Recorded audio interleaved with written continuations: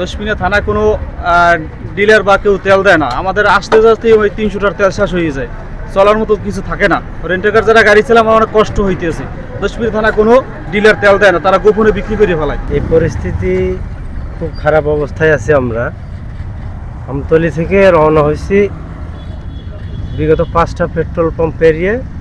এই যে এটা কি পায়রা ফিলিং সেন্টারে এখানে এসে তেল পাইছি। 1 ঘন্টা হয়ে গেল দাঁড়িয়ে আছি।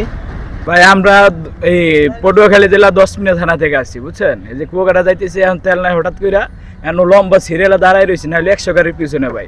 ঠিক আছে, এরকম তেলের সংকট হলে ভাই আমরা কিভাবে কি করবো বল? আধা ঘন্টা পর্যন্ত দাঁড়াই রয়েছি। তেলের কি অবস্থা? তেলের সংকটের কারণে কি সংকট তো ভাই, আমরা তো গাড়ি চলাইতেই না। একদিন চলাইলে 5 দিন পারি না। এই আজকে আইসি আমি 300 টাকা দেবে, পরে আইতে আমাকে কিছুই হয় না, যাইলে আধা ঘন্টা পর শেষ। প্রায় আধা ঘন্টার মতো এখানে দাঁড়াইয়া এই ভোগান্তির শিকার হইতেছে আর কি।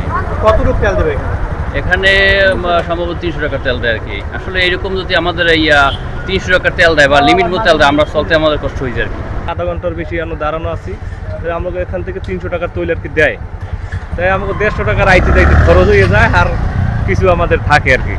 72 ঘন্টা ময়েশ্চার লক সমৃদ্ধ লিলি বডি ওয়াশ শিয়া বাটারের গুডনেস স্কিন রিপেয়ার করে রাখে সফট ও গ্লোয়িং। তেলের তো ভাই আমরা আমতলী থেকে আসছি, ওদিকে কোনো তেল নাই। এখন এই 300 টাকার তেল দেয়, 300 টাকার তেল নিতে আইয়া 150 টাকার তেলে ঘুরে যায়। এরপর আমরা যারা রেন্টে গাড়ি চালাই, এগো তো দুর্দশা শেষ নাই।